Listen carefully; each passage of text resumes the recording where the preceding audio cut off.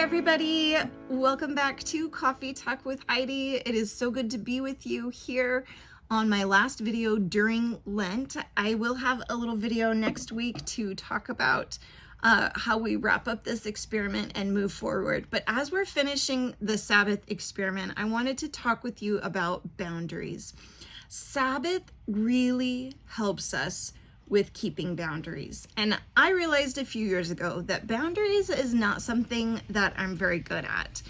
I have been working on it, but one thing that I noticed when I became a stay-at-home mom for a season was that it seemed like every day was the same. And because every day was the same, it sort of lost the urgency of anything. It seemed like there was always time for everything, and there was never time for anything at the same time. And as a result, I did not have healthy boundaries in my time, in when I relaxed or when I worked. I would either work too much and not pay attention to my family, or not be investing in my own mental health and my own physical health, or I would just spend too much time relaxing and not enough time working on the things where I really could have worked. I really could have used my energy more effectively, but I didn't, because it seemed like there was just a monotony of every day the same when I was at home with little kids. For some of us, if you run your own business, I'm sure you can relate to the idea that every day is a work day. If you are in a job where you don't have a consistent schedule, I'm sure you can relate to this idea that every day is unpredictable, and so it's hard to plan a Sabbath into it. There are so many reasons that it can be hard to plan a Sabbath into the week, but I think that in order to really have a healthy inner life, a healthy spiritual, mental, emotional, and even physical life, it is important that we keep boundaries around the idea of Sabbath as a set apart time for us to worship, for us to rest, and for us to invest in our most important relationships. Because things will get lost if we don't prioritize them. If we don't have a boundary around our life, it's too easy to say, I'll do that later. But if we have the boundary of Sabbath, it gives us a sense of urgency to get our work done. It gives us a sense of permission that we can play when we need to play, and rest when we need to rest, and linger when we need to linger. And all of these other gifts of Sabbath, these freedom themes that we've been discussing. So I think as we look at creation, we really see how important boundaries are to God in the way that He set up the rhythms of life. Day and night provide boundaries. Oceans and land, it provides boundaries. The 6 days of work and the day of rest, it provides a boundary. And if we will submit ourselves to the boundaries that God has given to us, we will find that other things in our life work better.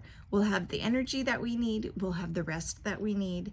A couple weeks ago, I talked about how Jesus said, "My Father never stops working, so why should I stop working?" And I think in a way, our minds never stop working in the same way. Our spirit, what God is doing in us, that never stops. But sometimes we need Sabbath to help our hands to stop, to help our feet to stop working, in order for our hearts and our minds to catch up with what has been going on in our 6 days of work. Sometimes we need that pause in order to catch up. And that's another boundary that God has set to help us be healthy. So as we wrap this up, I want you to think about, what are the boundaries in your life? Do you have healthy boundaries? And can Sabbath help you with having healthier rhythms to your work and to your play in your everyday life? I will be trying to continue celebrating Sabbath after the Sabbath experiment is over. For me, this isn't just a thing for Lent. A lot of people look at Lent as a time to fast, a time to do something temporary. Sabbath is kind of like a weekly fast, because we are ceasing work, like we would cease to eat food during Sabbath or during a fast, or other ways that we will cease from something as a way of fasting in order to focus on God. Sabbath is a way for us to fast work for a day to let us focus on God. So as I hope that as you go forward and enjoy Easter weekend and celebrations of some kind for Good Friday, for Sabbath Saturday, for Resurrection Sunday, however you experience that weekend of Easter and Resurrection Day, I hope that you can carry forward some of what God has spoken to you and taught you through this Sabbath experiment. And I hope that you will think about the boundaries in your life and if you are living by the rhythms that God has designed for your own benefit and your own freedom. Thank you so much for joining with me in this. It has been so awesome. I'm going to post one last video in the Sabbath experiment to help you think about things going forward. But I have had such a good time with you doing the Sabbath experiment, and I hope that you have enjoyed it and received some benefit from it also.